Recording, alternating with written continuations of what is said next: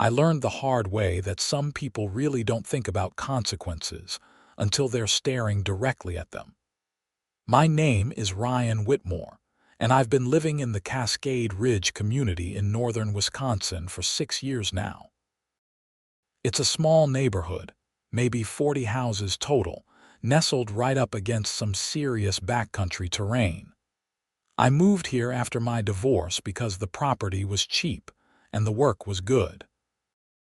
I run a small snow removal business, and up here in the frozen north, that means I'm basically essential from November through March.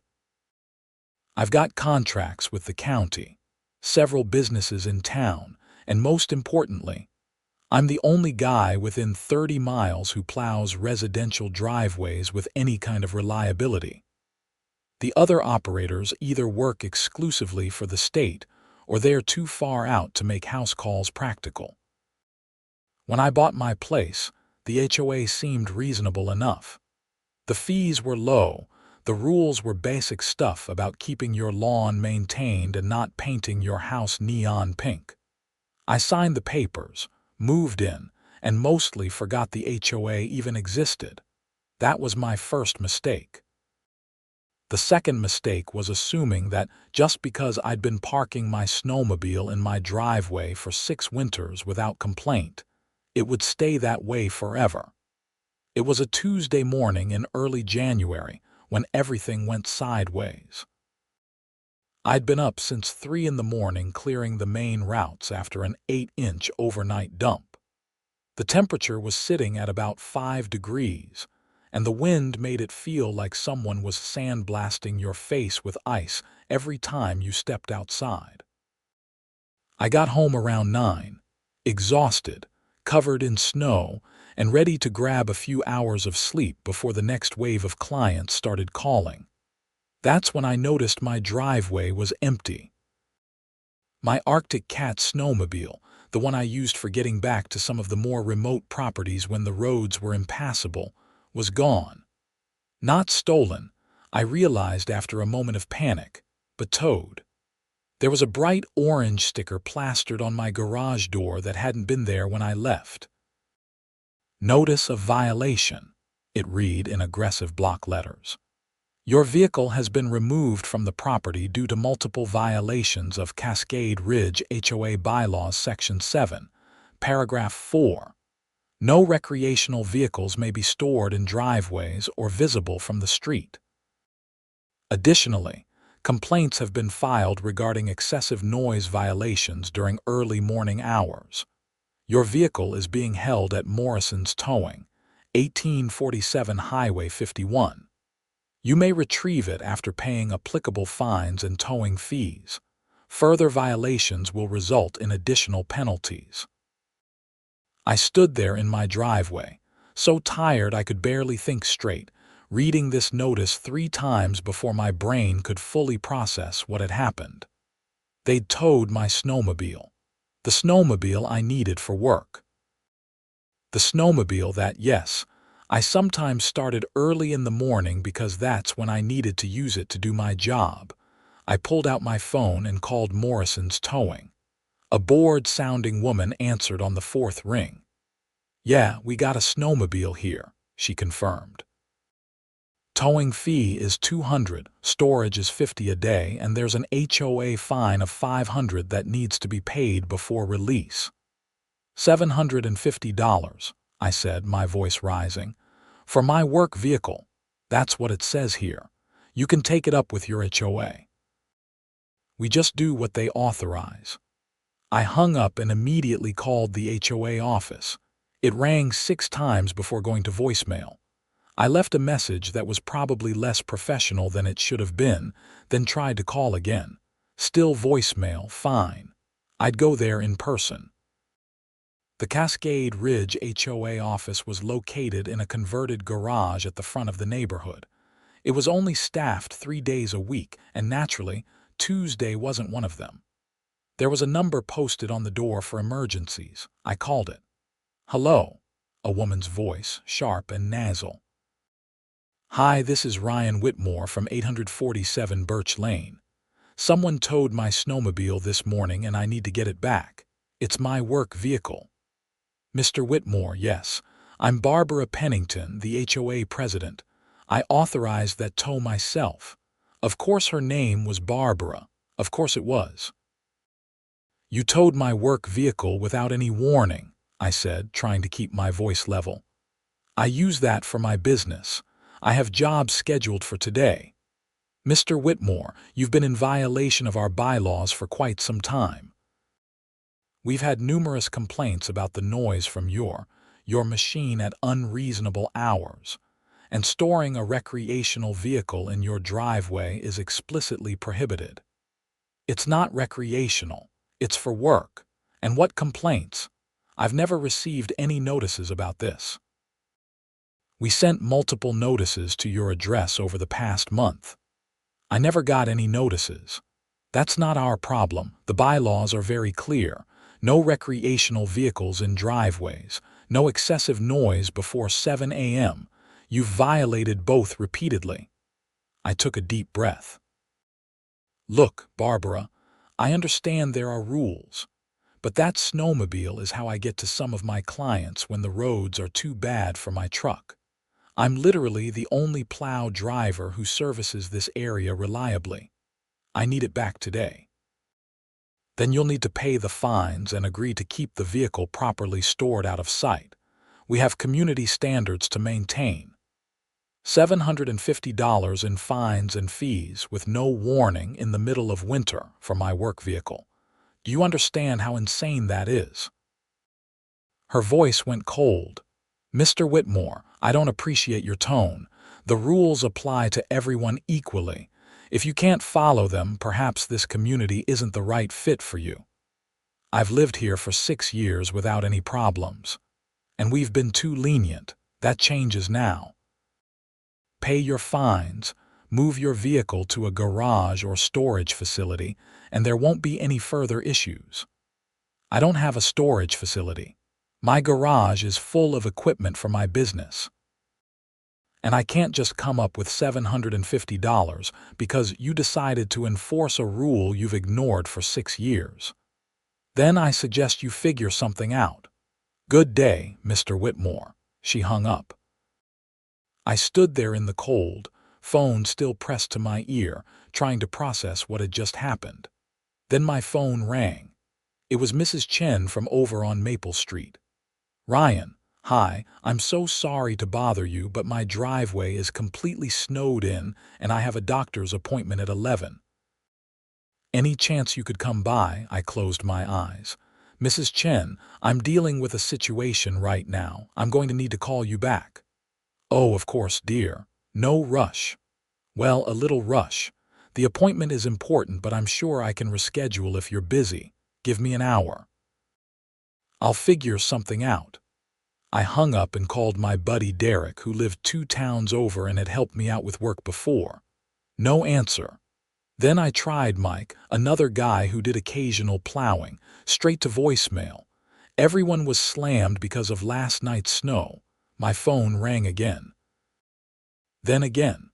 5 more calls in 10 minutes, all clients who needed their driveways cleared. I had to tell every single one that I was running behind. The frustration in their voices made my chest tight. I couldn't work without my snowmobile. The back section of the Pine Ridge estate was inaccessible by truck. The Johnsons' hunting cabin could only be reached by sled. 3 of my regular clients specifically hired me because I could get to them no matter how bad the roads were. I drove to Morrison's Towing anyway, just to see if maybe I could negotiate something. The lot was a muddy, half-frozen mess surrounded by a chain-link fence. My Arctic cat was sitting near the back, looking cold and abandoned. A guy in a grease-stained coat came out of the office building. Help you. That's my snowmobile. I need to get it out. Sure, $750. I don't have $750 right now. This is my work vehicle. I need it to do my job, he shrugged. Can't help you, man. We don't get paid until you get paid. HOA has the authorization. We're just the middle guy. Can I at least move it to a payment plan or something? Would have to take that up with the HOA. We just hold it until they tell us to release it. I stood there looking at my snowmobile through the fence, then got back in my truck and drove home. I spent the next 3 hours doing what work I could with just the plow truck, but I had to turn down 4 jobs that required the sled. That was about $600 in lost income, just for one day. That evening, I did something I probably should have done 6 years ago. I actually read through the entire HOA bylaws document. It was 47 pages of the most tedious, nitpicky nonsense I'd ever seen. The recreational vehicle clause was buried in Section 7, and it did technically prohibit storing them in driveways. There was an exception for vehicles actively being loaded or unloaded for immediate use, but that was vague enough to be useless. The noise ordinance was even worse. Excessive or unreasonable noise before 7 a.m. was prohibited, but there was no definition of what counted as excessive or unreasonable. Lawn mowers, snow blowers, vehicles starting up, it was all subjective. I drafted an appeal letter that night, outlining why my snowmobile was a work vehicle, not recreational, and why I sometimes needed to use it before 7 a.m. I drove to the HOA office the next morning and slid it under the door. Barbara called me that afternoon. "Mr. Whitmore, I received your letter. I appreciate you taking the time to explain your situation, but the board's decision stands. The bylaws don't make exceptions for work vehicles that happen to look like recreational vehicles, and the noise complaints are from multiple residents. We can't simply ignore them." "Who complained?" I asked. "I'd like to talk to them, explain what I'm doing." "We don't reveal the identities of complainants. That's policy." "So anonymous complaints are enough to tow someone's work vehicle and fine them $750. The complaints weren't anonymous to us. They're anonymous to you. And yes, when bylaws are being violated, we take action." "Barbara, please, I'm not trying to be difficult, but I need that snowmobile for work. Can we work out any kind of compromise? I'll try to be quieter in the mornings. I'll park it behind my truck so it's less visible. Something. The compromise is that you follow the rules like everyone else. Store your vehicle appropriately and don't create noise disturbances. It's very simple." "I don't have anywhere to store it." "Then you'll need to make arrangements." "I'm sorry, but this isn't negotiable." She hung up again. I sat at my kitchen table doing the math. I had about $400 in my checking account. My mortgage was due in 2 weeks. I had truck payments, insurance, business expenses. Coming up with an extra $750 would mean going into credit card debt or missing other payments. My phone rang. It was Tom Sanders, who owned a small resort about 15 miles up into the backcountry. "Ryan, hey, I've got a situation. The access road to the resort is completely buried. County says they can't get to it until next week. I've got guests coming in Friday. Any chance you can help me out?" "What's the access road like?" 2 miles, pretty rough terrain, lots of drifts. You'd need the sled for sure." I exhaled slowly. "Tom, I've got a problem. My HOA towed my snowmobile. I'm trying to get it back, but it's complicated." "Towed it? Why?" "Long story. Bylaw violations, noise complaints. I'm working on it." "Ryan, I need that road clear by Thursday. I'll pay double your usual rate. This is kind of desperate." Double rate for a 2-mile backcountry access road would be about $800. Enough to get my sled back and then some. If I can get my snowmobile back by tomorrow, I'll do it. "That would be amazing. Thank you. Keep me posted." I hung up and called Barbara again. Voicemail.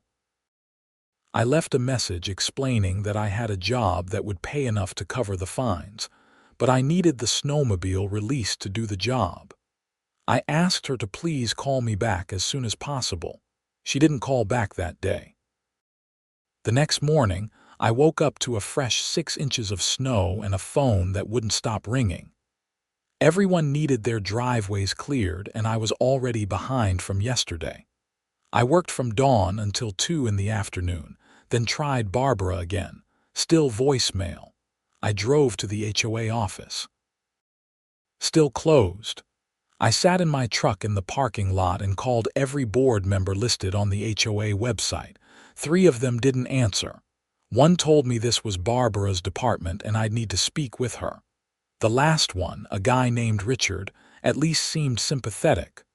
"Look, Ryan, I hear you. But Barbara's the president. She makes the calls on enforcement. I can bring it up at the next board meeting, but that's not until the end of the month. Richard, I need my snowmobile back now. I'm losing work every day, it's impounded. Can't you do anything? I'll talk to Barbara, okay?" That's all I can promise. Tom Sanders called me that evening. "Ryan, I hate to push, but I really need an answer. Can you clear that access road, or do I need to try to find someone else?" "I'm working on it, Tom. Give me until tomorrow morning." Tomorrow's Thursday. "The road needs to be clear by end of day." "I understand. I'll call you first thing." I didn't sleep well that night. I kept running through scenarios in my head, trying to figure out any possible way to make this work. Finally, around 2 in the morning, I made a decision that was probably stupid but felt necessary. I drove to Morrison's Towing, parked down the street, and walked up to the fence. The lot was dark, no one around. The fence was about 8 feet tall, chain link with barbed wire at the top. My snowmobile was sitting maybe 20 feet inside the fence. I stood there for 10 minutes considering. This was theft. It was my own property, but legally the impound was authorized. Taking it would be a crime. I could get arrested. My business could be ruined. On the other hand, I'd done nothing wrong. I'd been using a work vehicle for work, and an overzealous HOA president had arbitrarily decided to enforce a rule that had been ignored for years, without warning, in the middle of winter, costing me thousands of dollars in lost income. I was about to do something incredibly stupid when headlights swung into the lot. I ducked behind a tree, heart pounding. A Morrison's Towing truck pulled in, and the same grease-stained guy from before got out, unlocked the gate, and drove inside. He was there for maybe 5 minutes before leaving again, locking up behind him. That was enough to snap me back to reality. I walked back to my truck and drove home. Thursday morning, I called Tom Sanders and told him I couldn't do the job. He was disappointed but understanding. That was $800 I just turned down because I didn't have access to my own equipment. I spent the day doing what work I could. Then that evening I sat down and wrote out every single expense I'd incurred since the snowmobile was towed.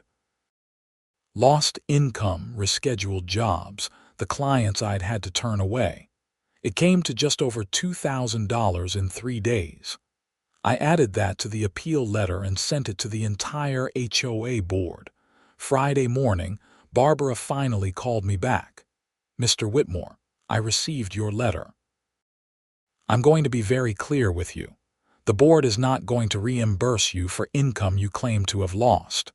You violated the bylaws, you faced consequences, and any financial impact is the result of your own choices. If you'd followed the rules to begin with, none of this would have happened." "Barbara, I didn't know I was violating anything. I never received any warnings. We sent notices." "I never got them. And even if you did send them, don't you think towing someone's work vehicle without a final warning is excessive? The notices were your warnings."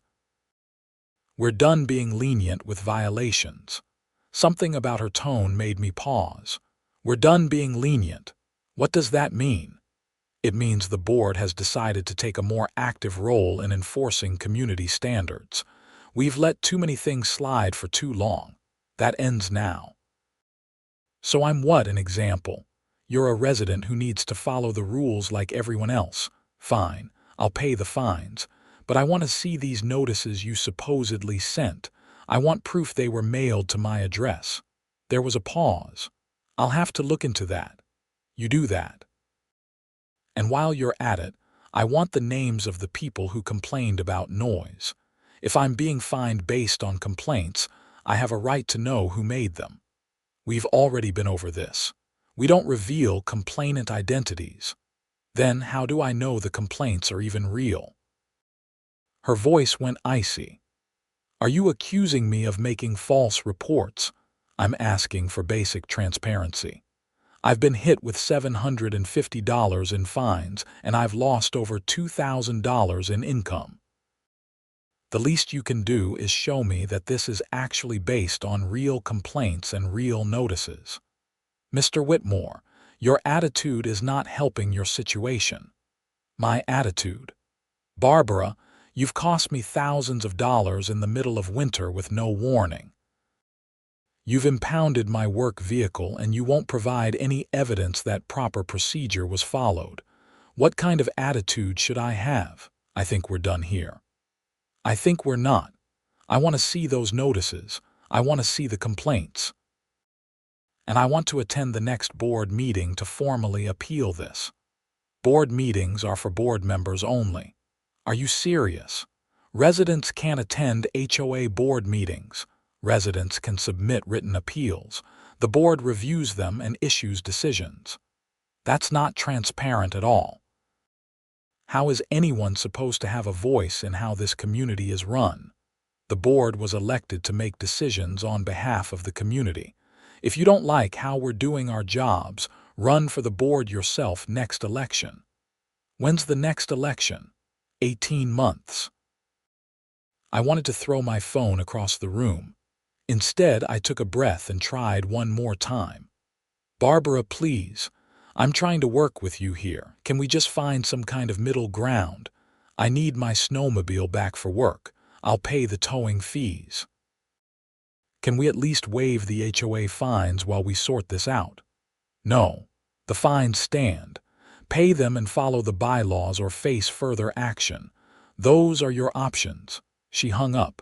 I sat there feeling something shift inside me. Up until that moment, I'd been frustrated and angry, but I'd been trying to work within the system. Now, I realized the system was rigged. Barbara wasn't interested in being reasonable. She was interested in control. Fine. If that's how she wanted to play it, I could play too. I started by doing research. I pulled up every Wisconsin statute related to HOA governance.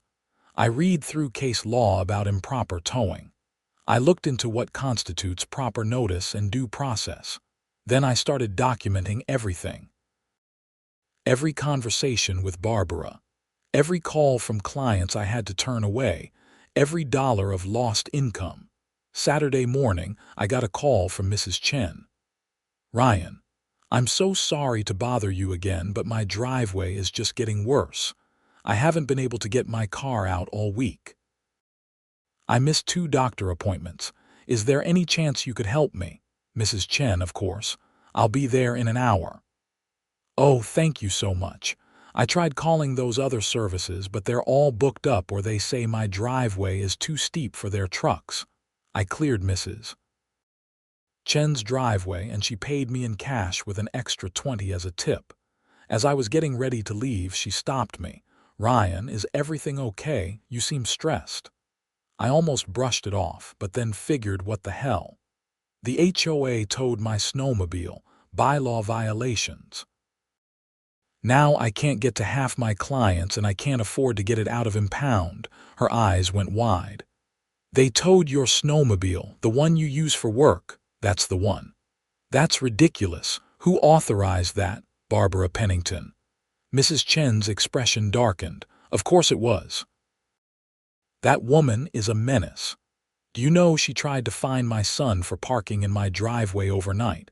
Said visitors aren't allowed to park on the street and also aren't allowed in driveways between midnight and 6 a.m. Where exactly was he supposed to park?" "Sounds about right." "She's been going after everyone lately. The The Johnsons got fined for having their Christmas lights up past January 1st. The Martins got cited for having the wrong shade of mailbox. It's getting out of control. That got my attention. How many people has she been targeting? Oh, dozens, I think. There's been a lot of talk about it. Most people just pay the fines because it's easier than fighting, but people are getting fed up. An idea started forming. Mrs. Chen, do you think people would come to a meeting if I organized one, just residents, no HOA, to talk about what's been going on? She nodded immediately. Absolutely, I'll help you spread the word. I spent the rest of the weekend knocking on doors and making calls. The response was overwhelming. Almost everyone I talked to had a story about Barbara.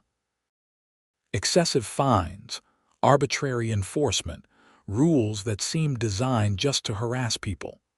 The Hendersons had been cited for their lawn being a quarter-inch too long. The Kowalskis got fined for having a small oil stain on their driveway. The Petersons were told their mailbox was 3 inches too far from the curb. We organized a meeting at the community center for Tuesday evening. I put up flyers and sent emails.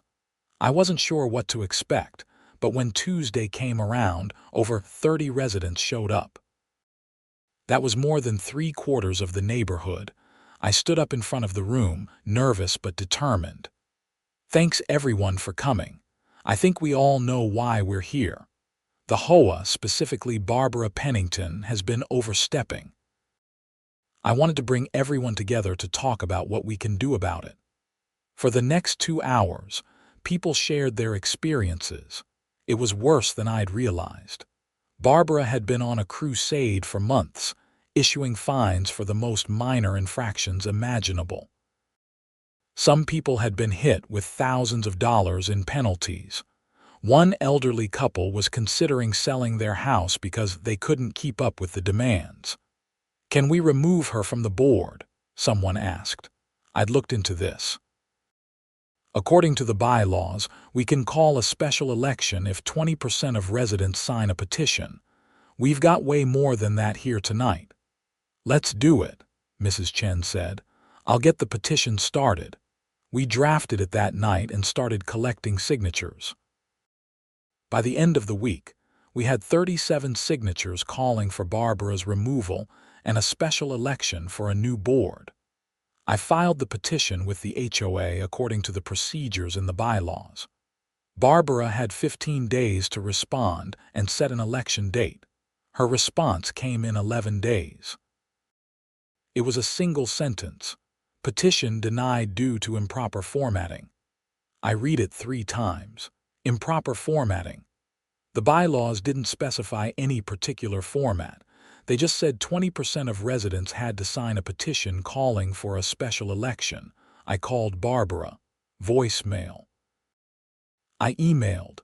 No response. Finally, I went to the HOA office during posted hours. She was there, sitting behind a desk, and when I walked in, her expression was pure smugness. "Mr. Whitmore, here to pay your fines. I'm here about the petition." "What do you mean improper formatting?" "The bylaw requires signatures to be notarized." "No, it doesn't. I've read Section 12 4 times. It says nothing about notarization." She pulled out a binder and flipped to a page.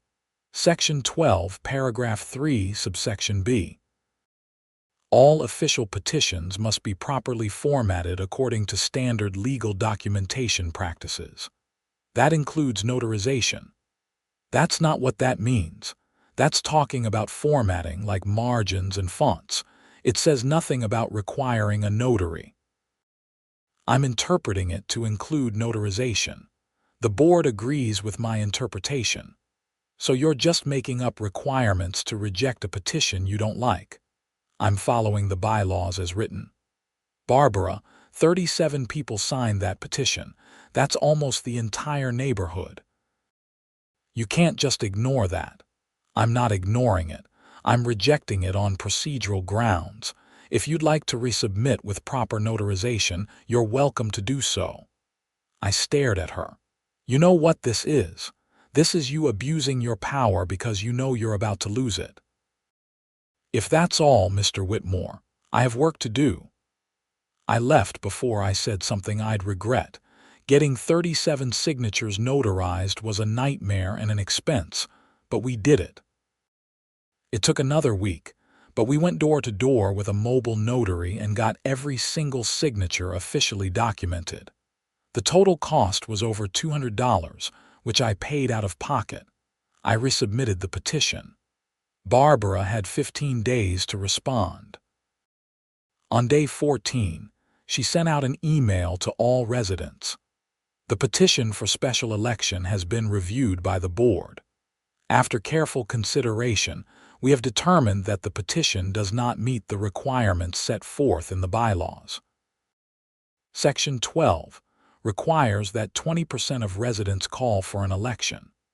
However, the petition submitted contains signatures from only 37 individuals. Several of these individuals do not qualify as residents under the definition provided in Section 2, Paragraph 7. I immediately pulled up Section 2, Paragraph 7. It defined a resident as a homeowner of record or primary resident of a property within the community boundaries. I called Mrs. Chen. Barbara is saying some of the signatures don't count because people aren't technically residents. Do you know who she might be talking about? Well, my son signed it, but he doesn't live here. Same with the Kowalski's daughter. Oh, and the Martins had their adult nephew sign it. I counted it up. If we removed everyone who didn't technically live in the community full-time, we had 33 signatures. We needed 32 for 20%. We were still good. I sent an email to Barbara pointing this out. She responded that actually, the Petersons' signature didn't count because they were in the process of selling their house. And the Hendersons had recently refinanced, so there was a question about whether they were the current homeowners of record until the paperwork cleared. This was insane. She was inventing reasons to disqualify signatures. I called a lawyer. His name was Martin Hayes, and he specialized in HOA disputes. His initial consultation was free, so I drove to his office in Wausau and laid out everything that had happened. He listened, took notes, and at the end he sat back in his chair. Mr. Whitmore, I'll be straight with you. You have a strong case for improper procedure and selective enforcement. The problem is that fighting an HOA legally is expensive and time-consuming. We're talking thousands of dollars in legal fees and months of court proceedings. Even if you win, collecting damages from a small HOA with limited funds can be difficult. So I should just give up. I'm not saying that. I'm saying you need to think carefully about how much you're willing to invest in this fight. Sometimes the smarter play is to pay the fines, follow the rules as written, and wait for the next election to vote her out. That's 18 months away. And in the meantime, she's going to keep harassing everyone. Probably. But unless you're prepared for a long legal battle, your options are limited. I left his office feeling defeated. The consultation had at least been free, but he was right. I didn't have thousands of dollars to spend on lawyers. I was driving home when my phone rang. Unknown number. Is this Ryan Whitmore, the Plow guy? Yes.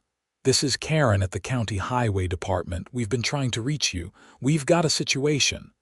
That got my attention. What kind of situation? We've had a major pileup on Highway 51 near the Cascade Ridge area. Multiple vehicles stuck, roads impassable. We need every available piece of equipment out there. Can you help? I can bring my truck. Do you have a snowmobile?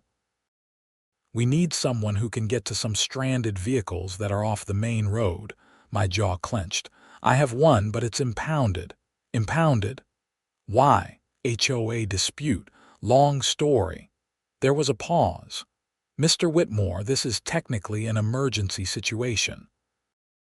If you need that snowmobile for official county business, I can authorize its release. You can do that. The county has agreements with local towing companies for emergency situations. If Morrison's is holding your vehicle, I can make a call. That would be amazing. Thank you. Give me 20 minutes. Head over to Morrison's and it should be ready for pickup. I pulled a U-turn and drove straight to the towing yard. Sure enough, when I got there, the grease-stained guy was already pulling my Arctic Cat out. County called. You're cleared to take it. No charges. I almost couldn't believe it. The HOA fines too, all of it. County override. You're good to go. I loaded my snowmobile onto my trailer, thanked him about 5 times, and headed to Highway 51. The situation was bad. A semi had jackknifed in the snow, and at least 6 cars had slid off the road trying to avoid it. 2 vehicles were down in a ditch about 50 yards from the highway, and that's where they needed me. I spent the next 4 hours helping pull cars out, transporting stranded drivers back to the road, and clearing paths for emergency vehicles. It was cold, exhausting work, but it felt good to be doing something useful instead of fighting with Barbara. When everything was finally clear, the county supervisor came over and shook my hand. Good work today. We appreciate you coming out. Thanks for getting my sled released. No problem, though I have to say, an HOA impounding your work vehicle sounds like a mess. That legal? According to them, it is. He shook his head. HOA. I've heard stories. Good luck with that. I drove home around midnight, exhausted but relieved to have my snowmobile back. I'd figure out what to do about Barbara later. For now, I needed sleep. I woke up the next morning to my phone ringing. It was Barbara. Mr. Whitmore, I've been informed that you removed your vehicle from impound without paying the fines. The county authorized its release for emergency work. The county doesn't have authority to override HOA penalties. They seem to think they did. Well, they're wrong. You still owe $750 in fines, and now you've violated your impound, which means additional penalties. I'm adding another $500 to your account. Barbara, I was doing emergency work for the county. People were stranded on the highway. You can't fine me for that. I'm fining you for violating the terms of your impound and for continuing to store a recreational vehicle in your driveway. It's not in my driveway. It's in my garage. Then I need to verify that. I'll be by for an inspection this afternoon. An inspection? You can't just come into my garage. Section 9, paragraph 12. The board has the right to inspect properties for compliance with bylaws. I'll be there at 3. She hung up. I called Martin Hayes again. She wants to do an inspection of my garage. Can she do that? Does the bylaw actually say that? Let me check. I pulled up Section 9. Sure enough, buried in paragraph 12 was a clause about property inspections. It says the board may conduct reasonable inspections to ensure compliance with community standards. That's pretty vague. She'd need to give you proper notice, and you have the right to refuse entry to your home. The garage is part of your home. What if I refuse and she fines me? Then we'd have another violation to potentially challenge in court. But again, that's time and money. I hung up and spent the next hour deciding what to do. Part of me wanted to tell Barbara to go to hell, but another part of me was just tired of fighting. I'd gotten my snowmobile back. Maybe the smartest thing was to put it in the garage, keep my head down, and avoid giving her any more ammunition. At 3 o'clock, Barbara showed up with another board member, a mousy-looking guy named Carl. I met them in the driveway. Mr. Whitmore, we're here to verify that your recreational vehicle is being stored appropriately. It's in the garage. We need to see it. I considered refusing, but I knew that would just escalate things. I opened the garage door. My snowmobile was parked in the back, behind my truck and a bunch of equipment. Barbara walked in without asking, looking around like she was inspecting a crime scene. She took photos with her phone. Carl just stood there looking uncomfortable. "This garage is being used for commercial purposes," Barbara announced. "All this equipment, the tools, the supplies, this is a business operation. I run a snow removal business. I need equipment." Section 4, paragraph 18. Residential properties may not be used for commercial purposes. Are you serious? I don't run the business from my house. I just store equipment here. Storing commercial equipment constitutes commercial use. You're in violation. Barbara, half the people in this neighborhood work from home or store work equipment in their garages. Then they're in violation too. I'll be conducting more inspections. She took a few more photos and then left without another word. That evening, I got an email with 3 new violation notices. Commercial use of residential property, improper storage of equipment, and something about my truck being parked at an improper angle in the driveway, which was apparently blocking the sidewalk by 2 inches. Total fines, $1,200. I sat at my kitchen table staring at my laptop, feeling something break inside me. This wasn't about bylaws anymore. This wasn't about rules or community standards. This was harassment. Barbara had decided I was a problem, and she was going to keep coming after me until I either gave up or moved away. I thought about Martin Hayes's advice. Fighting this legally would cost thousands and take months. I didn't have thousands. But I also didn't have $1,200 for these bogus fines. And even if I paid them, Barbara would just find something else to cite me for. I was trapped. I spent the next few days in a fog, doing my work but barely keeping it together. Clients kept calling and I kept showing up, but my heart wasn't in it. I was exhausted and demoralized and starting to seriously consider selling my house. Then something happened that changed everything. It was Saturday morning and we got hit with a massive storm. Weather Service was calling it a historic snowfall, possibly the biggest in a decade. 2 feet overnight with another foot expected throughout the day. Wind gusts up to 40 miles per hour. Whiteout conditions. The county issued a travel ban. Everything shut down. I woke up to calls from every client I had. Everyone needed their driveways cleared, but nobody could be cleared until the storm passed. I told everyone I'd get to them as soon as it was safe. By noon, the snow was so heavy I could barely see across the street. The wind was howling. My truck was buried in the driveway, and then my phone rang with a number I didn't recognize. "Mr. Whitmore, this is Deputy Collins with the Sheriff's Department. We have a situation and we need your help." "What's going on?" "We have an elderly resident in the Cascade Ridge area who's having a medical emergency. Ambulance can't get through because the roads are completely impassable. We need someone with a snowmobile who can get to her and assess the situation until we can get emergency services through." "Who is it?" "A Miss Barbara Pennington, 412 Oak Drive." I froze. Of all the people in the world, it had to be her. "Mr. Whitmore, are you there?" "Yeah, I'm here. What's the medical emergency? We're not entirely sure. A neighbor called it in," said Miss Pennington. Called her saying she was having chest pains and difficulty breathing. Could be a heart attack. We need someone there now. Every petty, angry part of me wanted to say no, wanted to tell them to find someone else, wanted to let Barbara face the same helplessness she'd put me through. But I'm not that person. "I'll be there in 10 minutes. Thank you. I'll meet you at her address." I geared up, fired up the snowmobile, and headed out into the storm. The visibility was terrible. The snow was coming down so hard I could barely see 10 feet ahead. But I knew these roads and I knew how to handle the sled in bad conditions.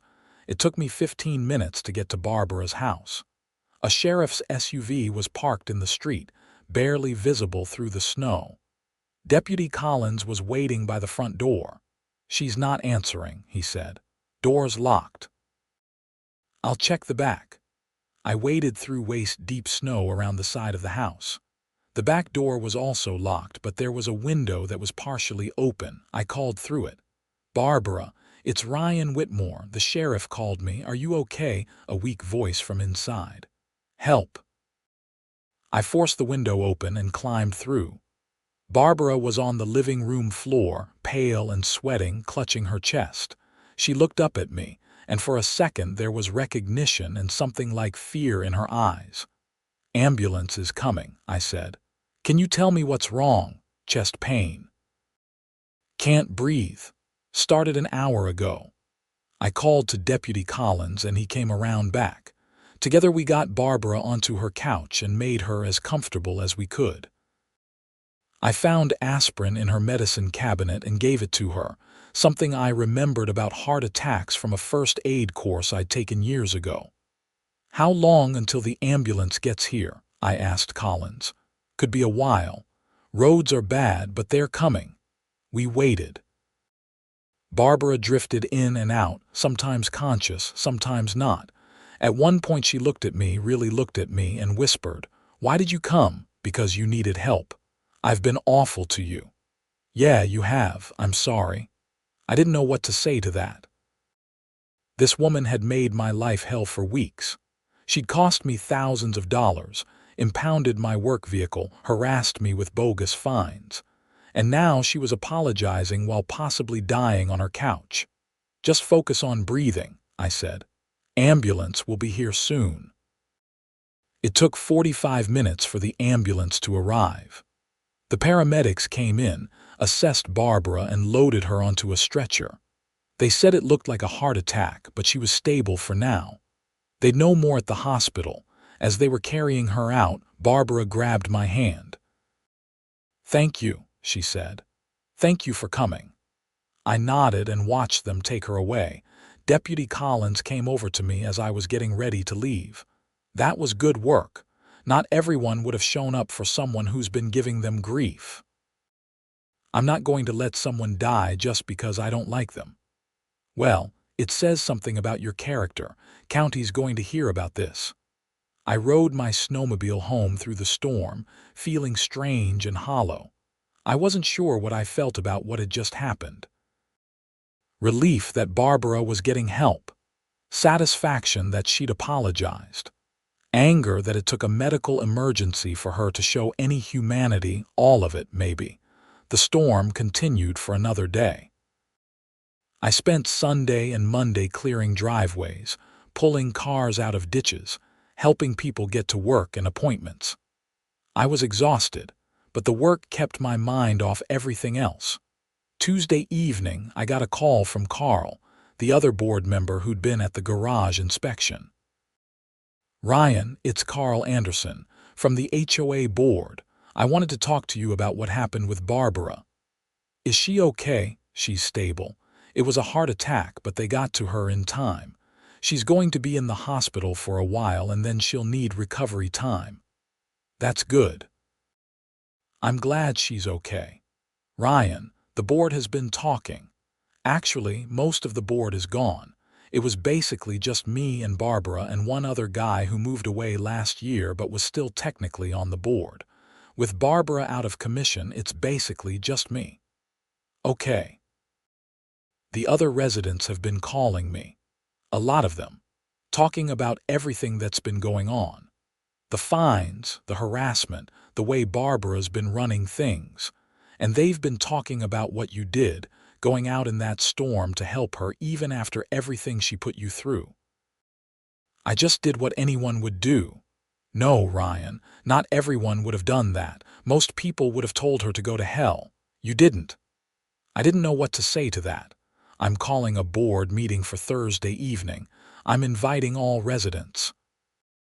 I think it's time we had a serious conversation about how this HOA is being run, and I'd like you to be there."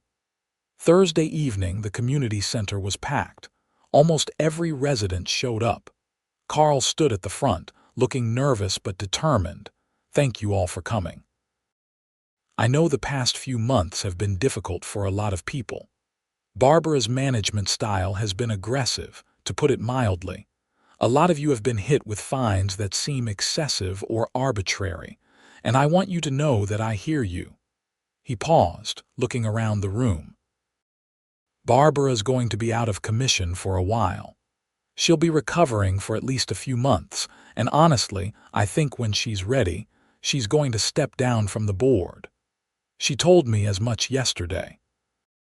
She's realized that the stress of managing the HOA, combined with how she was approaching it, wasn't good for her health or for the community." There was murmuring through the room. "So here's what I'm proposing. We hold an emergency election for a new board, a full board, not just a president. 3 members, so decisions aren't made by just one person.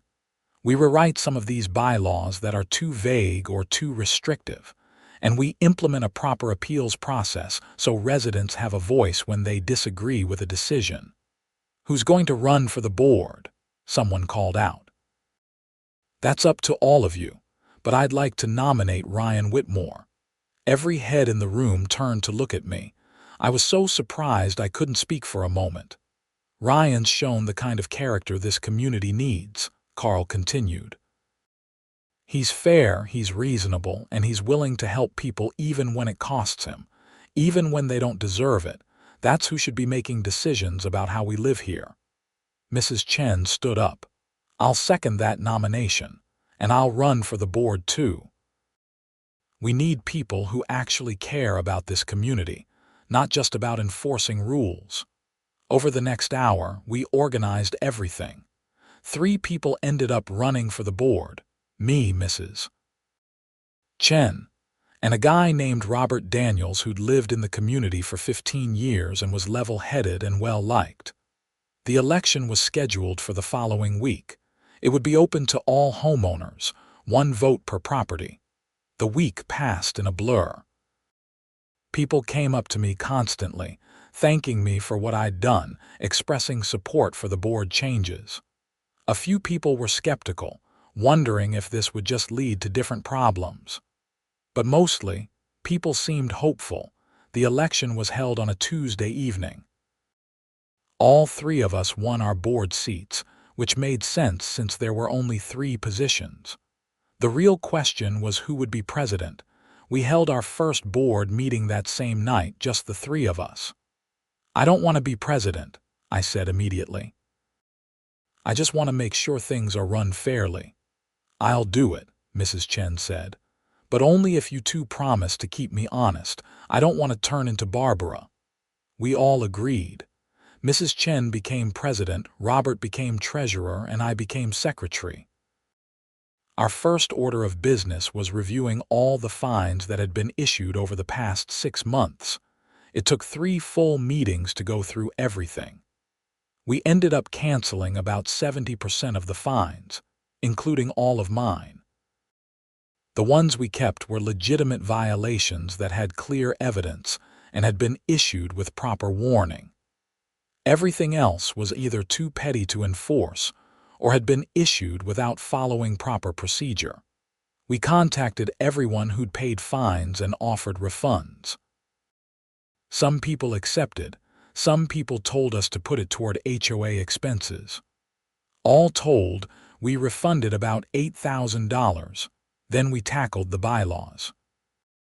The recreational vehicle clause was rewritten to specifically exempt work vehicles, and to require that the HOA prove a vehicle is actually recreational before issuing violations.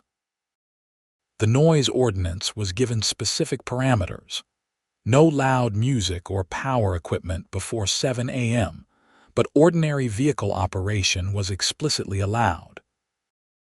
The commercial use clause was clarified to only apply to businesses that involved customer traffic or public-facing operations, not to storing work equipment. We also implemented a 3-strike system. First violation, written warning. Second violation, opportunity to meet with the board and explain. Third violation, fines, but only after proper documentation and appeals process. And we opened up all board meetings to residents. Not just open, but actively encouraged. We wanted input. We wanted people to feel like they had a voice. It wasn't perfect. There were still disputes, still disagreements about what rules should exist and how they should be enforced. But it was better. It was so much better. Barbara came home from the hospital about 3 weeks after her heart attack. I saw her a few days later walking slowly around her yard. I waved. She waved back, then came over to the property line. "Ryan, I wanted to thank you again for what you did. You already thanked me, I know, but I wanted to say it when I wasn't, dying." She tried to smile, but it didn't quite reach her eyes. "I've been doing a lot of thinking about how I was running things, about why I was so focused on rules and enforcement. You don't have to explain. I think I do. I retired 2 years ago. I'd been a project manager for 30 years, used to having control, used to having structure. When I became HOA president, I think I tried to run it the same way I ran my work projects. Everything needed to be perfect. Everyone needed to follow the rules exactly. I didn't see the people anymore. Just violations and compliance." I nodded, not sure what to say. "What you did for me, coming out in that storm after everything I'd put you through, it made me realize how far off track I'd gotten. You had every reason to refuse, but you didn't. That's who you are. And it's who I used to be before I let fear and control take over. I appreciate you saying that.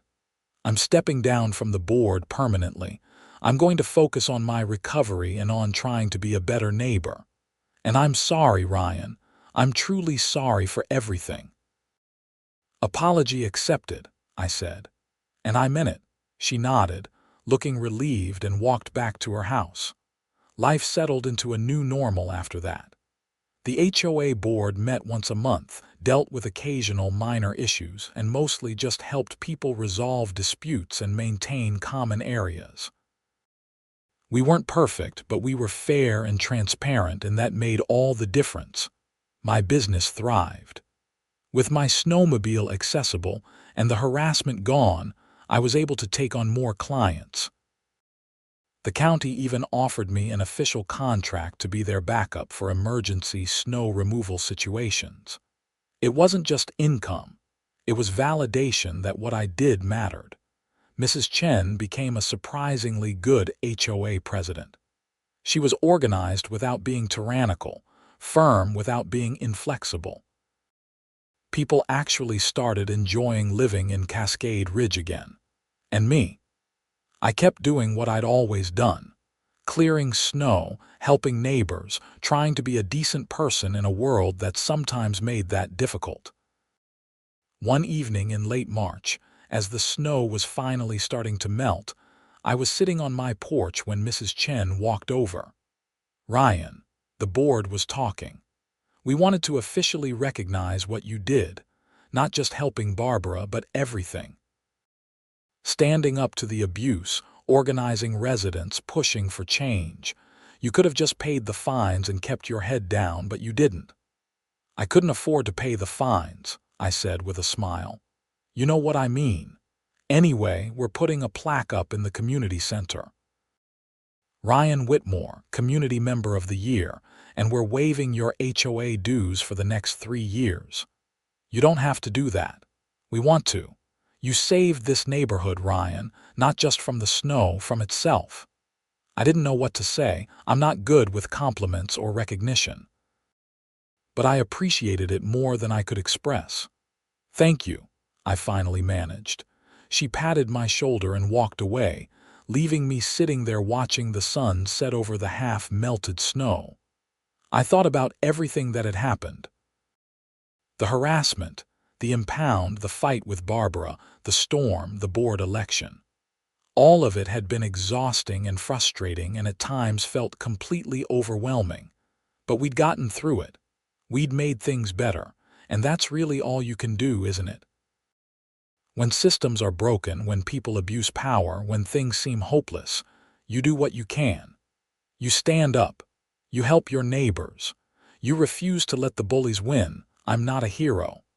I'm just a guy who plows driveways and happened to be in the right place at the right time to make a difference. But maybe that's enough. The spring came, and with it, a sense of renewal. The snow melted. The roads cleared. People started spending time outside again, talking to each other, building the kind of community that should have existed all along. Barbara ended up moving about 6 months later. Not because anyone forced her out, but because she decided she needed a fresh start somewhere warmer, somewhere with less stress. She apologized to me one more time before she left, and we parted on good terms. The new homeowner who bought her house was a young couple with a baby. They were friendly and considerate and fit right into the neighborhood. They even hired me to clear their driveway, which felt like some kind of cosmic justice. I'm still on the HOA board, still serving as secretary, helping make decisions, trying to keep things fair and reasonable. It's not exciting work, but it matters. It keeps neighborhoods from turning into the kind of toxic nightmare that Barbara created, and I still have my snowmobile. It sits in my garage most of the year, ready for when winter comes and the snow starts falling. Because that's what I do. I clear the snow, I help people get where they need to go, and I make sure that when someone needs help, I'm there. Even if they're someone who hasn't been kind to me, even if it costs me something. Even if it's difficult, because that's what community is supposed to be. Not rules and enforcement and petty power games, but people helping people, showing up for each other, being better than our worst impulses. I learned that the hard way, fighting an HOA president who'd forgotten that basic truth. But I learned it, and I'll carry it with me for the rest of my life. The snow will come again. It always does. And when it does, I'll be ready. Not just with a plow and a snowmobile, but with the knowledge that even the worst situations can be changed if you're willing to stand up and do something about it. That's my story. It's not dramatic or glamorous. It's just the truth about what happened when an HOA towed my snowmobile and didn't realize I was the only reliable plow driver for miles. They thought they were enforcing rules. They didn't understand they were attacking the person who kept the whole community running. But we figured it out together, and that made all the difference.